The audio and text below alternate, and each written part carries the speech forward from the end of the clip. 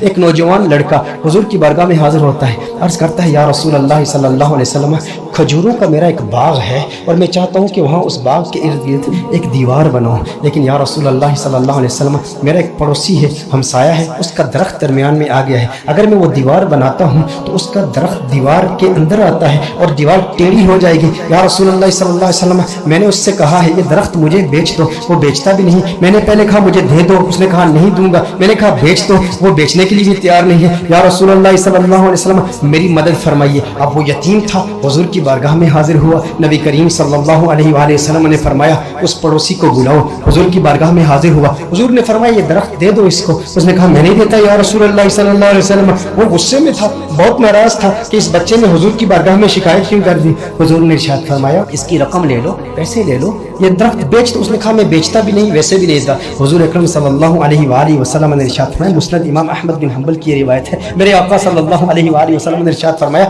اچھا ایسا کرو کہ یہ درخت تم اس کی قیمت بھی لے لو اور اس درخت کے بدلے جنت میں ایک ایسا درخت ہوگا کہ جس کا سایہ اتنا طویل ہوگا کہ اس کے نیچے اگر 100 سال تک ایک سوار اگر سواری کرتا رہے تو اتنی طوالت ہے اس کی، اتنا سایہ ہے اس کا، وہ درخت جنت کا بھی لے لو۔ اس نے کہا یا رسول اللہ صلی اللہ علیہ وسلم میں قبول نہیں کرتا۔ اب وہاں پر صحابہ کرام علیہم رضوان موجود ہیں، حضرت سیدنا ابو الدحداء رضی اللہ تعالی عنہ صحابی رسول موجود ہیں، وہ عرض کرتے ہیں یا رسول اللہ صلی اللہ علیہ وسلم آقا اگر یہ درخت میں کسی طریقے سے اس سے خرید کر اس یتیم کو دے دوں تو کیا یہ آپشن میرے لیے بھی اوپن ہے کہ جنت میں مجھے بھی وہ درخت مل جائے گا؟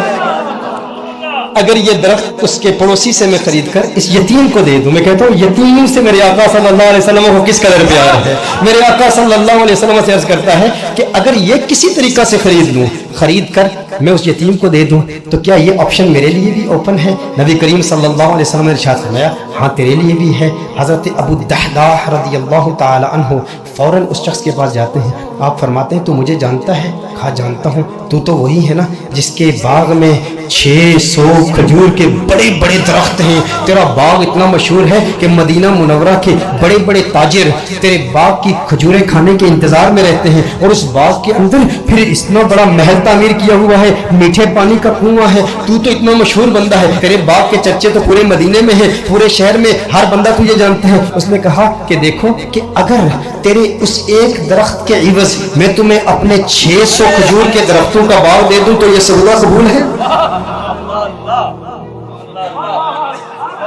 یہ سودا قبول ہے؟ وہ حیران ہو گیا، یہ کیسے ہو سکتا ہے؟ ایک درخت اور ادھر اتنا بڑا باغ، ابو الدحداء کیا بات کر رہے ہو؟ کیا واقعی یہ سودا کرنا چاہتے ہو؟ ابو الدحداء رضی اللہ تعالی عنہ نے فرمایا بالکل، وہ میرا پورا باغ تیرا، 600 کھجور کے درخت ہیں، اس میں ایک بڑا ہی خوبصورت محل ہے اور اس کے گرد ایک بڑی نمایاں دیوار ہے جو مدینہ منورہ میں دور دور سے نظر آتی ہے۔ کہا وہ بھی تجھے دے دوں گا، وہ محل بھی تیرا، وہ ساری کھجوروں کے درخت بھی تیرے، وہ سارا باغ بھی تیرا، کس کے عوض؟ ایک درخت۔ کہا ٹھیک ہے، اور حضور کی گواہی میں یہ سودا ہوتا ہے۔ اب ابو الدحداء رضی اللہ تعالیٰ عنہ فوراً وہاں سے جاتے ہیں، اب ان کی جو زوجہ ہے وہ اس باغ کے اندر ہے، باہر سے آواز دیتے ہیں اپنی زوجہ کو، ہے ام دحداء ذرا باہر آؤ باہر آؤ، میں نے اس باغ کو بیچ دیا ہے۔ اب ام دحداء جانتی ہیں یہ بہت بڑا تاجر ہے، بہت بڑا بزنس مین ہے، خسارے کا سودا نہیں کرتا، کبھی خسارے کا سودا نہیں کرتا۔ ام دحداء نے کہا ہے وہ دحداء کیسے سودا کیا ہے؟ کہا جنت کے ایک درخت کے عوض میں نے بیچا ہے۔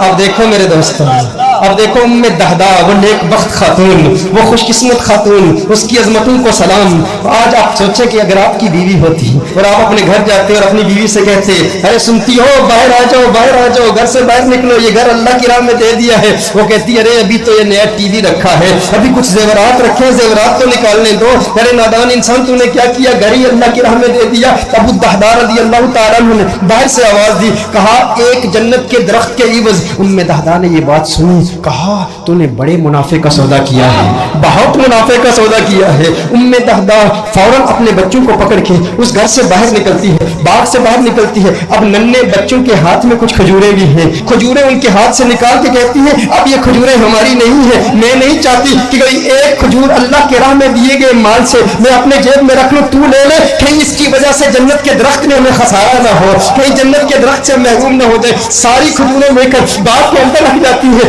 کہا کہ اس کا ایک ننھا بیٹا تھا، اس کے منہ میں ایک کھجور تھی، मुंह से खजूर निकाल कर फौरन बाग में रख दी। कहा अब इस पर हमारा कोई हक नहीं है, ये अल्लाह का माल है, अब हमने अल्लाह की राह में दे दिया है। अब इस पर उलमा के दो कौल हैं। एक मारूफ कौल की रोशनी में अर्ज करता हूँ कि अबू दहदा रज़ी अल्लाह तआला अन्हु के इस बाग के अलावा उनके पास और कोई बाग भी नहीं था, उनके पास और कोई दौलत भी नहीं थी, उनके पास और कोई माल भी नहीं था। लेकिन अबू दहदा रज़ी अल्लाह तआला अन्हु हुजूर की बारगाह में फिर हाजिर होते हैं, अर्ज करते हैं या रसूल अल्लाह सल्लल्लाहु अलैहि वसल्लम, आका ये सौदा पक्का है ना, आका ये सौदा पक्का है ना। नबी करीम सल्लल्लाहु अलैहि वसल्लम खुश हो जाते हैं और हुजूर खुश होकर फरमाते हैं कम मिन इज़्किन रदाहिन लि अबी दहदा फिल जन्नह, कम मिन इज़्किन रदाहिन लि अबी दहदा फिल जन्नह, कम मिन इज़्किन रदाहिन लि अबी दहदा फिल जन्नह। रावी कहता है हुजूर बार बार पढ़ ले, मुसलसल पढ़ ले, मुसलसल ये जुमले कह रहे हैं अबू दहदा तेरे लिए जन्नत में कितने दरख्तों की, कितनी टहनियों पे कितनी खजूरें, माला माल है तू।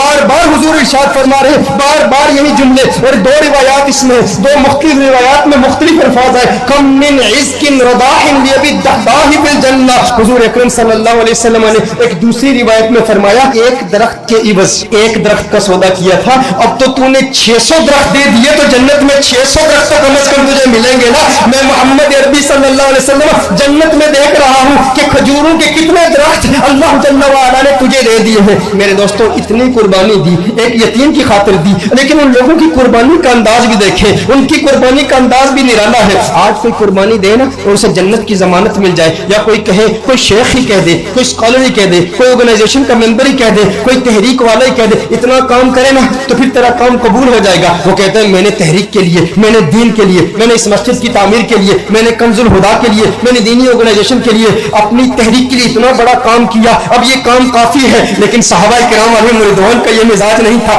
अबू दहदा के लिए मेरे आका नारे लगा रहे हैं, बार बार फरमा रहे हैं अरे कितनी खजूर है, मैं देख रहा हूँ जन्नत में ये सारे तेरे हैं। बार बार इरशाद फरमा रहे हैं भाई जितने इतनी तसल्ली मिल जाए और लिसाने मुस्तफा से मिल जाए, आका की जुबान से मिल जाए, उसकी किस्मत किस उरूज पर होगी। लेकिन फिर ये वही अबू दहदा है, उसके बाद भी मेहनत करते रहे। ग़ज़वाए उहद में जब दुश्मनों ने हुजूर पर हमला किया, अबू दहदा अपने सीने पर उन तीरों को बर्दाश्त कर रहे हैं और मेरे आका के कदमों में शहीद हो जाते हैं। और ग़ज़वाए उहद के बाद मेरे आका ने तलाश किया, कहा मेरा अबू दहदा मुझे दिखाओ। अरे वो खजूरों वाला मेरे आका अबू दहदा को देखते हैं और देख के मुस्कुराते हैं और मुस्कुरा के फिर फरमाते हैं कम मिन इज़्किन रदाहिन लि अबी दहदा फिल जन्नह।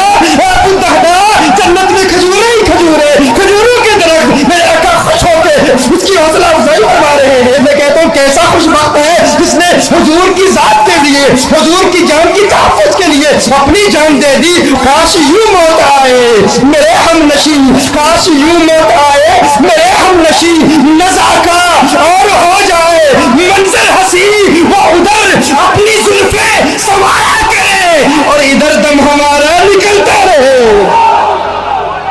हुजूर की जुल्फों का असीर, हुजूर की जुल्फों को देखता हुआ इस दुनिया से चला गया। दिल में, जिगर में, आंख में बस तू ही तू रहे, इसके सिवा न दिल में कोई आरज़ू रहे। इस एहतिमाम में शाख में सजदे करूं अदा